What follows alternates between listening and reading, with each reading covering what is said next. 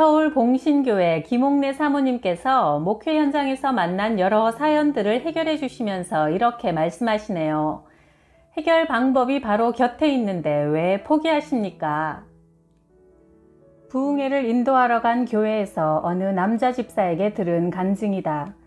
어느 날 문득 곤란하게도 같은 교회 여자 집사에게 갑작스런 호감이 생기더란다. 본인은 물론 그 여집사도 버젓이 가정이 있는 사람들인데 말이다. 말도 안 되는 감정이라고 고개를 흔들어 보았지만 시간이 지날수록 이 감정은 불이 붙은 듯 무섭게 타올랐다. 하나님, 안 돼요. 저 사람은 분명 가정이 있는 사람이고 저도 가정이 있는데 이러면 안 됩니다. 또 저도 교회 집사고 저 여자도 집사인데 이러면 안 돼요. 하며 애써 마음을 밀어냈지만 소용이 없었다. 그 여집사가 마음에 들어온 이후로는 신열이 난 것처럼 정신도 혼미하고 일도 손에 안 잡히고 잠도 잘 수 없었다. 앉으나 서나 그 여자 생각뿐이고 보고 싶고 찾아가고 싶어 견딜 수가 없는 것이다. 도저히 통제가 안 되는 것이 분명 자신의 마음이 아니라는 생각이 들었다. 그렇게 몇 달을 갈등 속에 지내다가 계속 이러다간 하나님께 버림받고 말겠다는 두려운 생각이 들어 금식 기도를 작정하고 기도원을 찾았다. 어느 날 기도원 산꼭대기에서 주여 저를 불쌍히 여기시고 도와주소서 외치면서 이 악한 마귀가 자신에게서 떠나가게 해달라고 간절히 간구하는데 순간적으로 자기 속에서 그 여자 집사의 얼굴이 확 떠나가는 게 보이더란다. 힘차게 던져진 공이 점점 작게 보이며 멀리 달아나듯이 그 여자의 얼굴이 자기 주변을 뱅뱅 돌면서 멀리 떠나가더라는 것이다. 그 순간 가슴이 뻥 뚫리면서 아, 이제 살았다 하는 마음이 들었다. 가정을 가진 사람이 남의 여자 혹은 남자를 사랑하게 되었다면 이것은 음란한 마귀의 소행이며 우리에겐 이런 유혹을 기도로 물리쳐야 할 책임이 있다.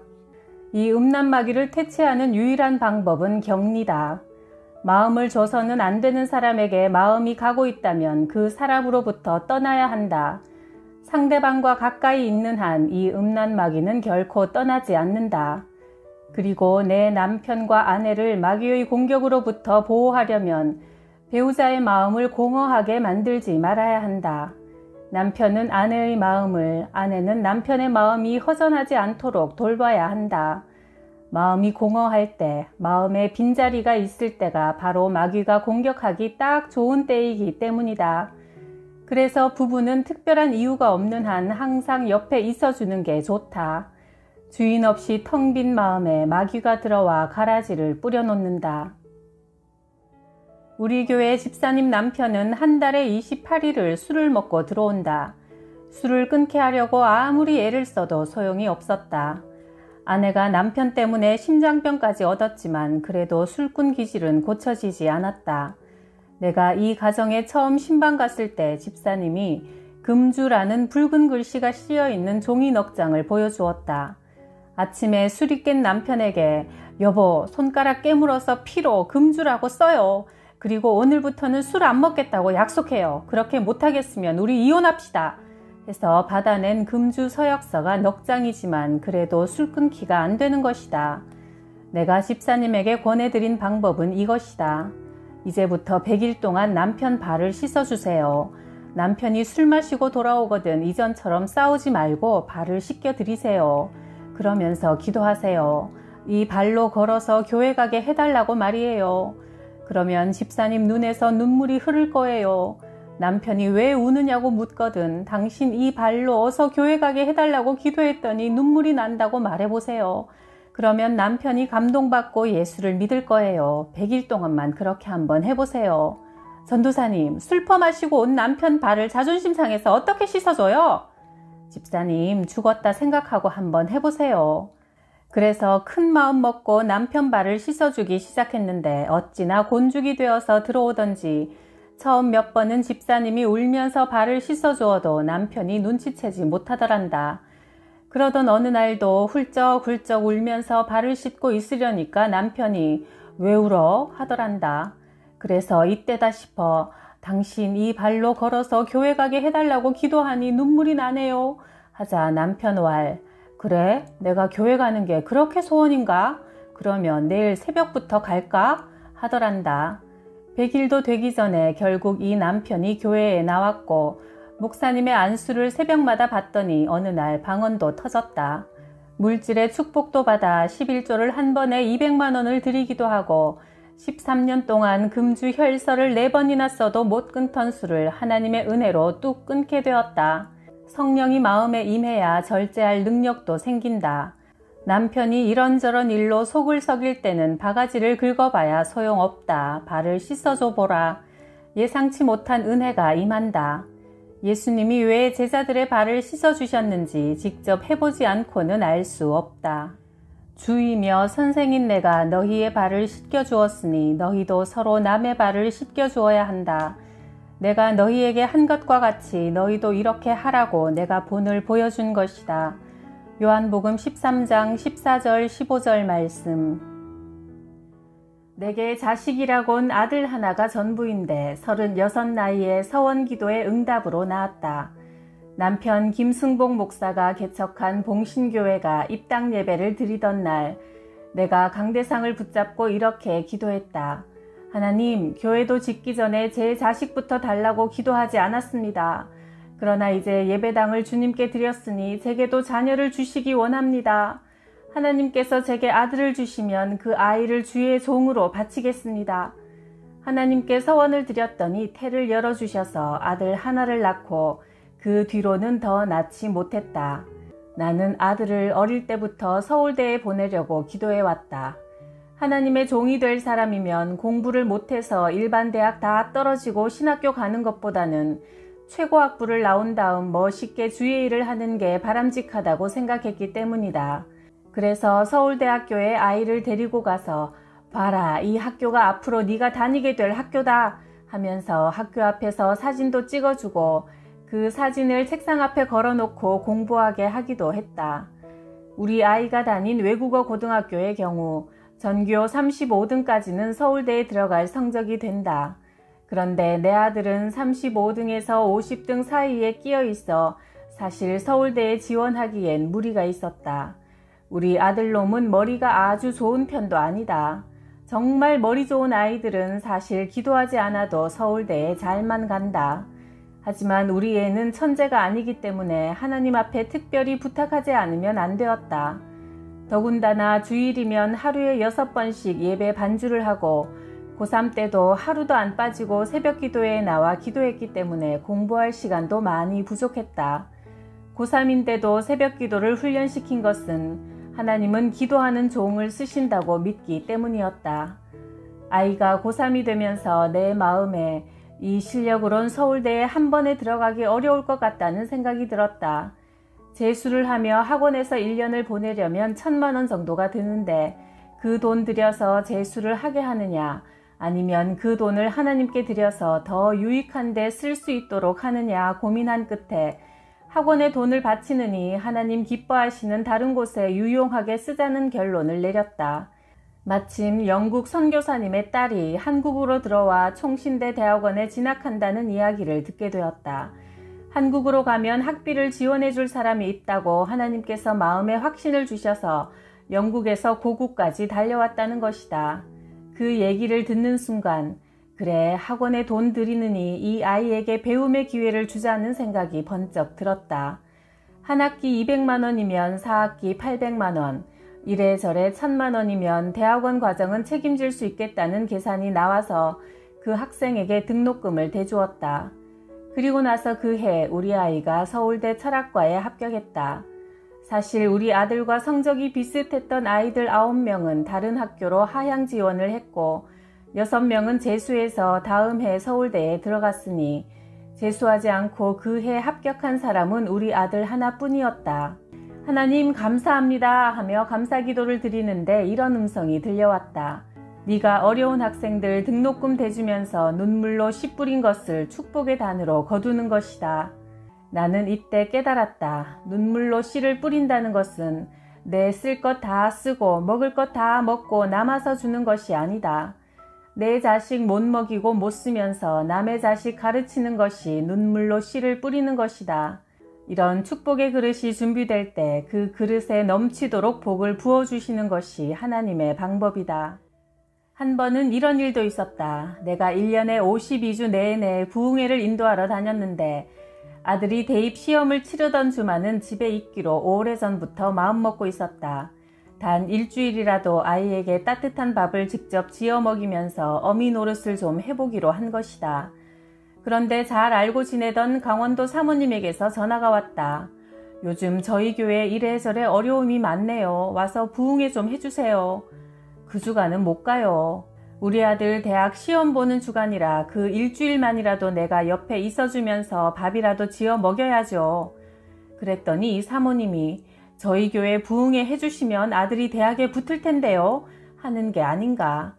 그래서 하나님 어떻게 하면 좋겠습니까?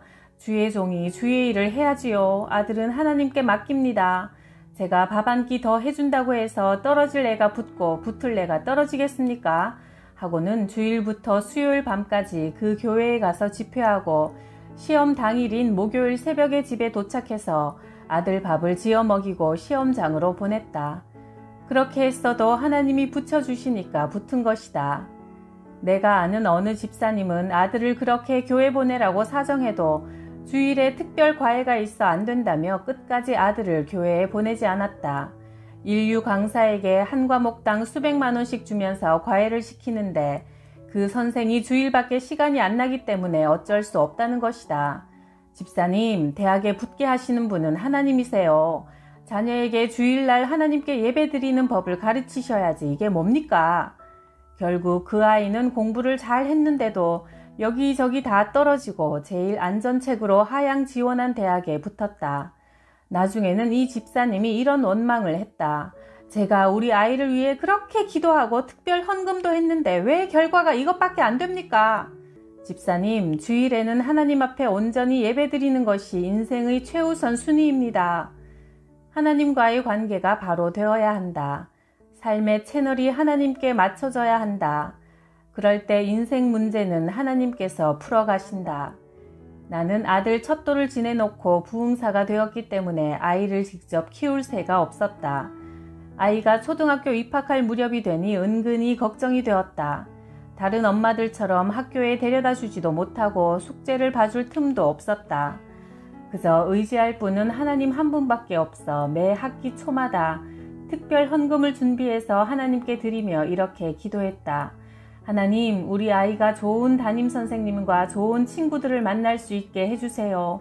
또 학교 생활을 기쁨으로 할 수 있게 돌봐주세요.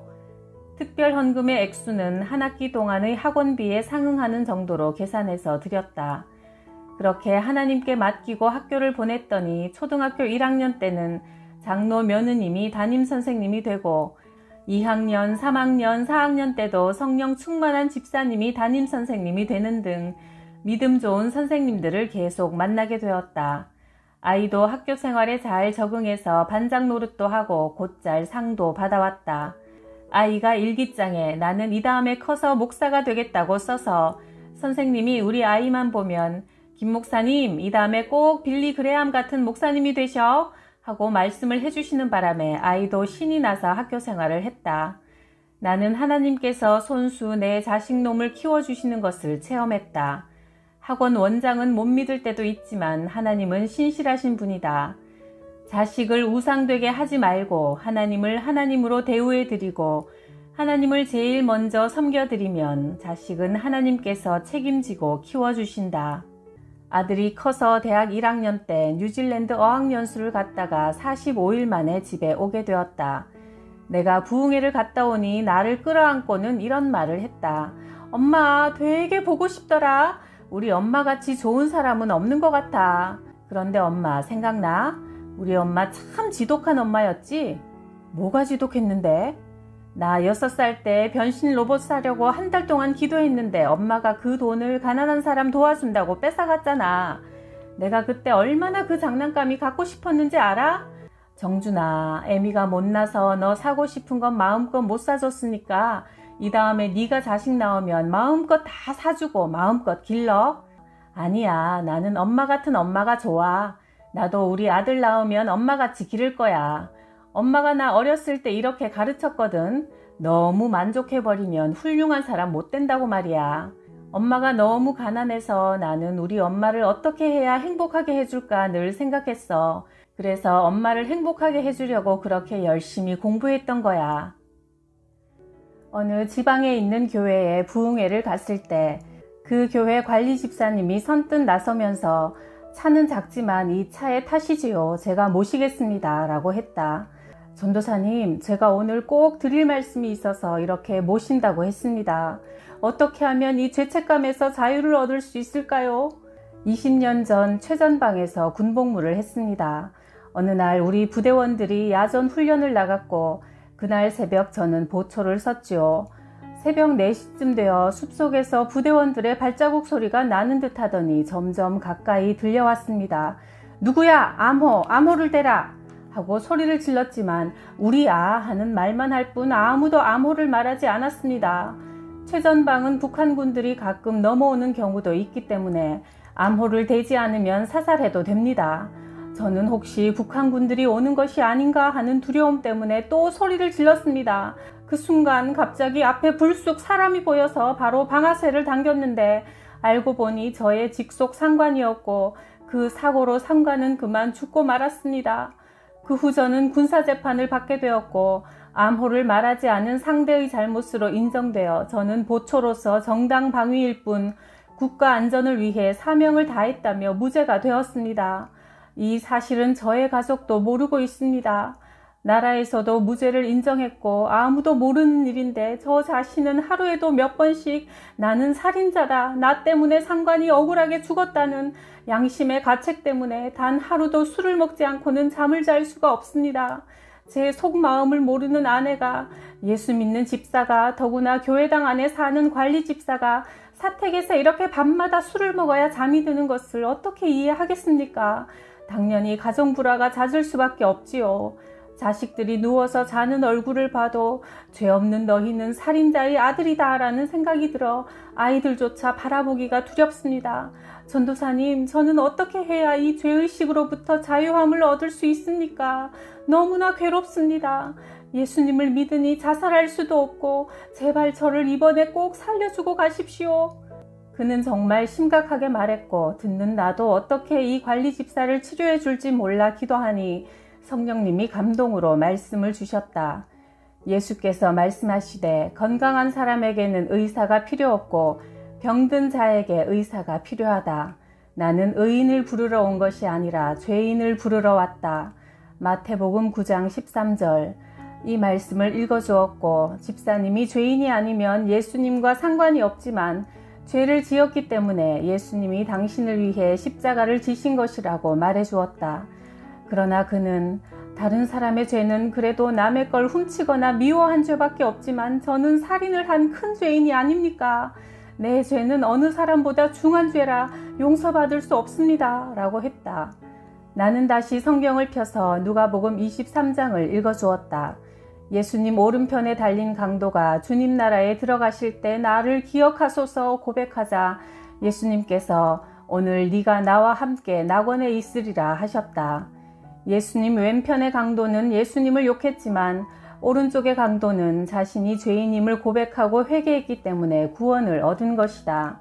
그러니 당신도 이 사실을 믿고 이렇게 기도하세요. 저는 죄인이지만 십자가에서 흘리신 피로 구원받았습니다. 를 계속 따라하게 했더니 이내 흐느껴 울기 시작했다. 눈물로 간절히 기도해 주었더니 마침내 얼굴이 환해졌다. 당신은 이제부터 예수님의 피 공로로 살인자가 아니라 하나님의 아들이며 사랑받는 자녀이기 때문에 죄는 기억 속에서 완전히 지우시고 자유하세요. 말해주었다.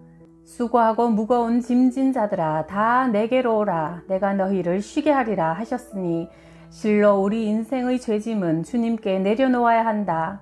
10년, 20년 남몰래 고생한 문제가 주님 앞에 내어놓을 때 다 해결되고 용서받고 자유함을 얻는 것이다.